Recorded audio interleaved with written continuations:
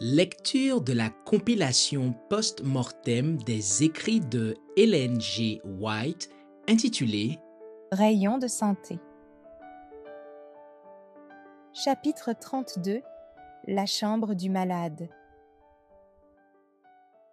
Il faut que ceux qui soignent les malades comprennent bien la valeur des lois de la santé. L'obéissance à ces lois n'est jamais plus impérieuse que dans la chambre du malade.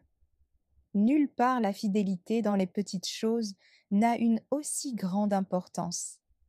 Lorsqu'il s'agit d'un cas grave, la moindre négligence, la plus légère inattention, toute manifestation de crainte, de nervosité, d'impatience ou même d'indifférence peut faire pencher le plateau de la balance qui oscille encore entre la vie et la mort, et provoquer un dénouement fatal alors que la guérison eût été possible. Le succès de l'infirmière dépend en grande partie de sa vigueur physique. Plus elle est robuste et mieux elle peut supporter la fatigue, mieux elle réussira dans l'accomplissement de ses devoirs. Il faut que ceux qui prennent soin des malades s'alimentent convenablement, respirent un air pur et fassent de l'exercice. Des précautions semblables prises par les membres de la famille leur permettront d'endurer des fatigues supplémentaires et contribueront à les préserver de la maladie. Lorsqu'il s'agit d'un cas grave qui exige jour et nuit la présence d'une infirmière, le travail devrait être partagé entre deux personnes compétentes, de manière que chacune puisse se reposer et faire de l'exercice au grand air. Ceci est particulièrement important dans les cas où il est difficile d'aérer suffisamment la chambre du malade. Souvent, l'importance de l'air étant ignorée, on limite la ventilation, et la vie du malade, comme celle de ceux qui le soignent, est compromise. En prenant les précautions d'usage, on peut éviter de contracter des maladies contagieuses. L'observation des règles élémentaires d'hygiène, la propreté et une ventilation rigoureuse suffiront pour éloigner de la chambre du malade les éléments morbides. Dans ces conditions, le patient a bien plus de chances de recouvrer la santé, et dans la plupart des cas, les infirmières et les membres de la famille seront à l'abri de la contagion. Soleil, aération, température. Pour donner au malade le plus de chances de guérir, il faut le placer dans une grande chambre, gaie, claire, bien aérée. Qu'on choisisse en tout cas la meilleure pièce de la maison, et si le logis ne se prête pas à une aération suffisante, on fera l'impossible pour qu'un courant d'air pur traverse jour et nuit la chambre du malade.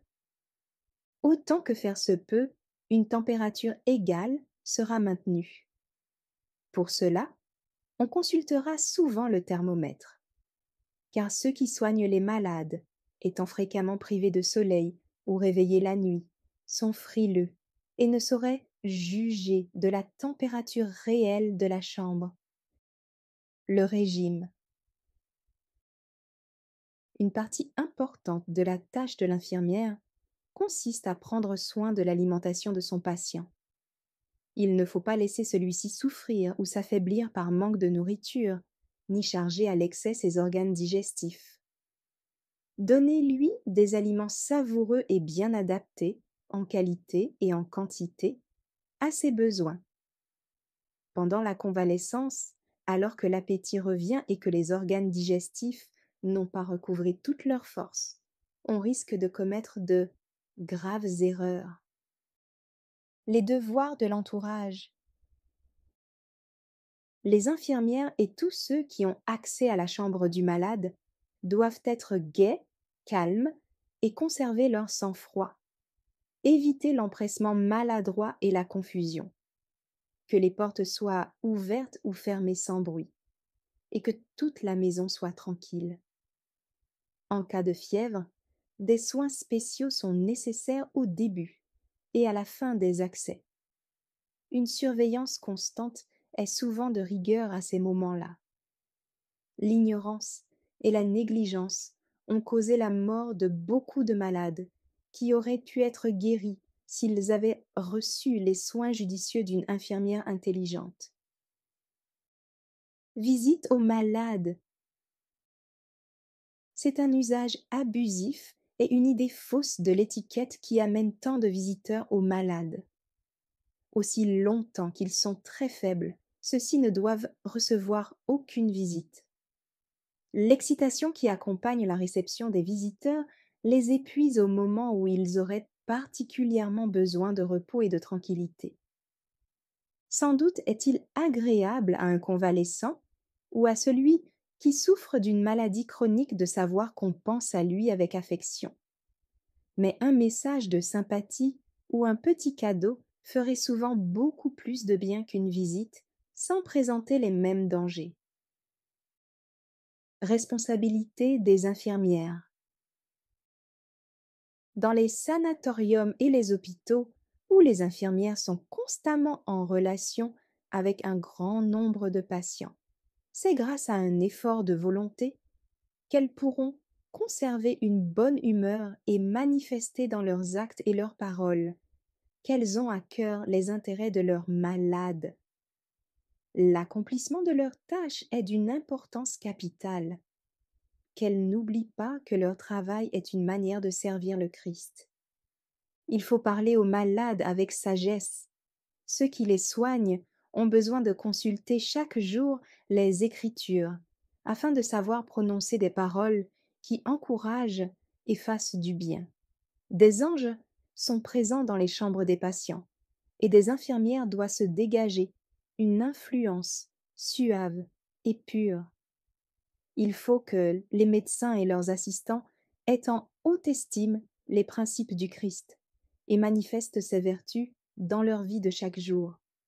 Alors, par leurs paroles et par leurs actes, ils attireront les malades au Sauveur. Tout en administrant ces traitements, l'infirmière chrétienne parlera aux malades avec affabilité de celui qui guérit l'âme aussi bien que le corps. Quelques mots prononcés çà et là auront leur influence. Les infirmières d'un certain âge sont particulièrement qualifiées pour parler du Sauveur chaque fois qu'elles en ont l'occasion. Qu'elles associent la guérison de l'âme à celle du corps, et ne manquent pas de dire avec bonté et tendresse à celui qui désire être guéri qu'il doit cesser de transgresser la loi divine. Dieu ne peut bénir celui qui persiste à s'attirer la maladie et la souffrance en violant volontairement les lois du ciel.